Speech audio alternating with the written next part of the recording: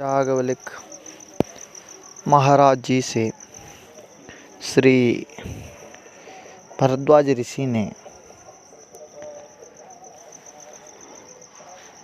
तत्वबोध पर आधारित श्री राम कौन है, इस प्रकार का प्रश्न किया तो सभी शास्त्रों के विशारद श्री याज्ञवल्क्य जी महाराज ने कहा कि तुम्हारे मन में कोई संशय या भ्रम नहीं है। यह भ्रम तो आपके हृदय में है ही नहीं। आपने मूर्ख जैसा प्रश्न अवश्य किया है, किंतु आपकी इच्छा भगवत कथा का अमृत पान करने की है। इतने सर्वशास्त्रों के विशारद भरद्वाज ऋषि, जो सदैव यज्ञ जप तप नियम संयम व्रत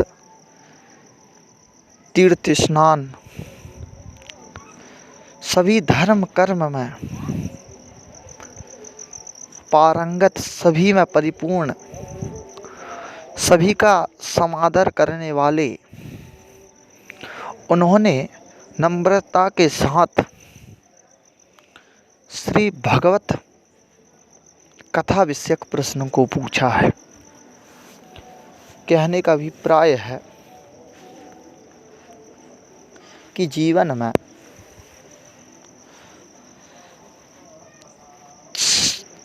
ज्ञान यज्ञ, ज्ञान के समान इस संसार में कोई पवित्र वस्तु नहीं है। ज्ञान विषयक प्रश्न और ज्ञान यज्ञ का जो आधारशिला श्री भरद्वाज ऋषि ने हम आप सबके जीवन के कल्याण के लिए रखी, तो सर्वप्रथम हमें इस कथा के उस परम महत्व को समझना चाहिए, जिसके माध्यम से हम इस कथा को सावधानी से और आदर से इसको सुने। जिस चीज का जिस व्यक्ति को, जिस ज्ञान से जो व्यक्ति अनभिज्ञ है, वह उसका आदर नहीं करता है। जिसके अंतःकरण में गंगा जी के प्रति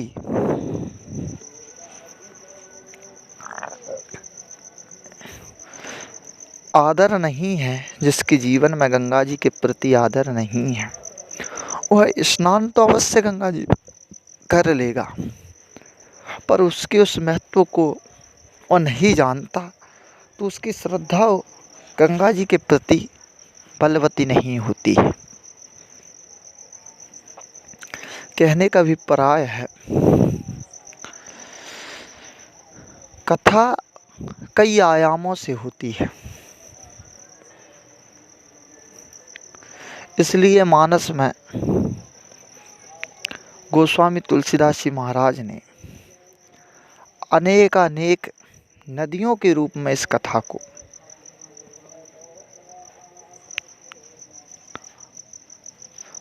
रूपित किया है, कहा है, बताया है कि गंगा के समान है, सरयू के समान है, मंदाकिनी के समान है। क्योंकि हर व्यक्ति अनेक नदियों के प्रति सम्मान करता है। मध्य के लोग नर्मदा जी के प्रति सम्मान करते हैं, उत्तर भारत के लोग गंगा का समादर करते हैं, दक्षिण भारत में गोदावरी, कावेरी। तो कहने का अभिप्राय है कि व्यक्ति अपने नाना आयामों से कथा को देखता है, अर्थात कथा कोई इतिहास का विवेचन नहीं है। कथा भूतकाल नहीं है, कथा वही है जो हमारे जीवन में घटित हो रही है। जैसे रामचरितमानस में प्रसंग है कि विधाता ने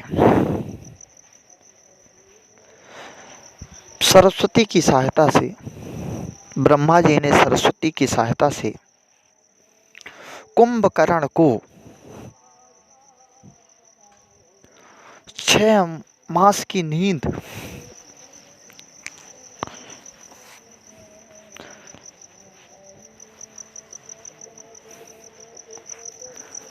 मंगवाई, अर्थात मंगवा दी, उनसे कहलवाया कि 6 मास तक मैं निद्रा युक्त रहूं, निद्रासन में रहूं। तो कहने का अभिप्राय है, यह तो कथा की बात है। हमारे जीवन में भी जो अहंकार रूपी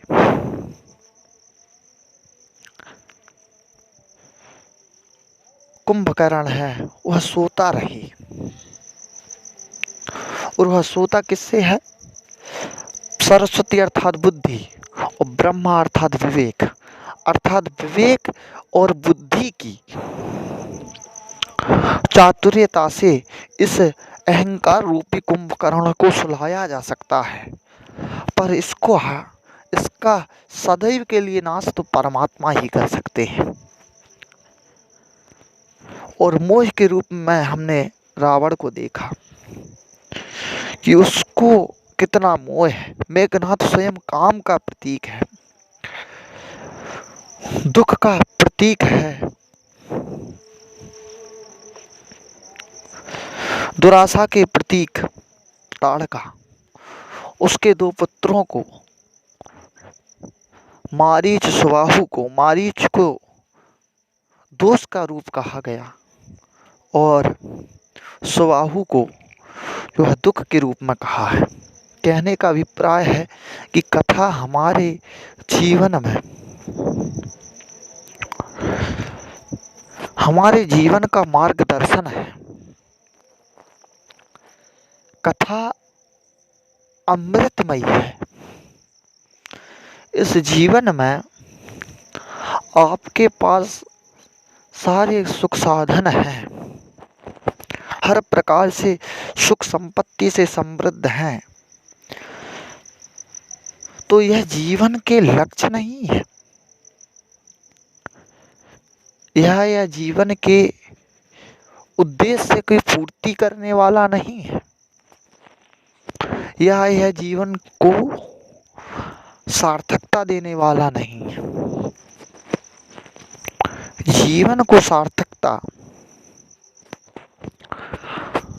तो आत्मबोध से हो सकती है। आत्मबोध, भगवान की शरणागति और उस परमपिता परमेश्वर की अद्वितीय शक्ति का अनुभव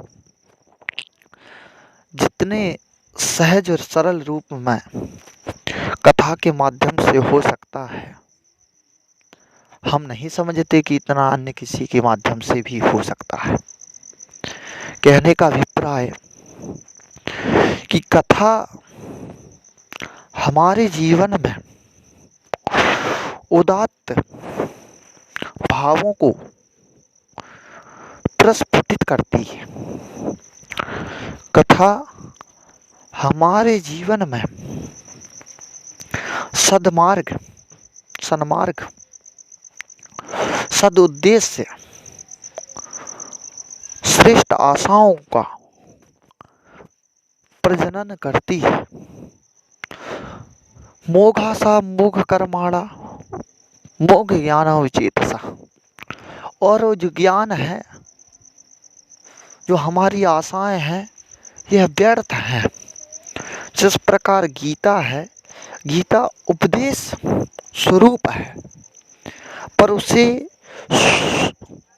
सहजतया सरलतया कथा के माध्यम से उन्हीं भावों को हमारे सामने प्रकट किया जाता है कि हमारे जीवन का सदुद्देश्य क्या होना चाहिए। आज का मानव आकाश में उड़ रहा है, मछली की तरह समुद्र में तैर रहा है। हर प्रकार से वह उन्नति ही उन्नति दिख रही है। वैज्ञानिक युग में किस प्रकार से विज्ञान ने हमारे जीवन को चमत्कृत कर दिया है, किंतु शांति से, विवेक से, बुद्धि से आज हम कितने पिछड़ गए हैं। आज हमारी संस्कृति का संवर्धन नहीं हो रहा है। पाश्चात्य संस्कृति से यह भारतवर्ष लोभित हो रहा है, आकर्षित कर रही है पाश्चात्य संस्कृति। हम अपने भारतीय संस्कृति के उदात्त चरित्रों भावों को अपने हृदय में संजोए रखना चाहते हैं। अपने पीढ़ियों को, पुत्र पौत्र आदि को कुछ उपहार स्वरूप देना चाहते हैं, तो वह है कथा के द्वारा वो सबसे ही सुलभ है। आज का मानव उन्नति के नाम पर कितना भी उच्च हो जाए, पर वह अपने आप से बहुत दूर हो चुका है।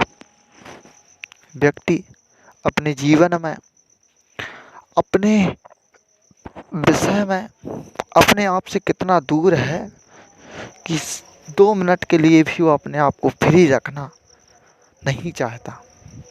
इधर मोबाइल, यह विषय वो विषय, इनका कोई अर्थ नहीं है। कहने का अभिप्राय है कि कथा का मर्म हमारे अंतःकरण में आए,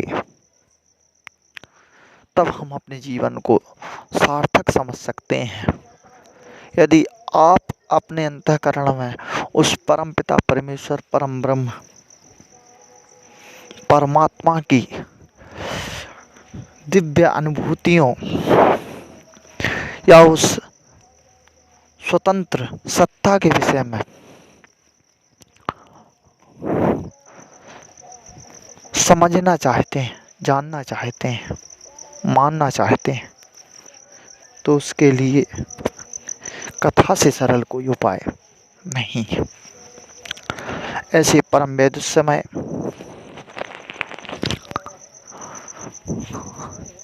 लोगों से, जिनकी करनी और कथनी में कोई अंतर नहीं है, जो धर्म के मर्म को जानते हैं, जो धर्म की सत्ता को सहज स्वरूप में स्वीकार करते हैं,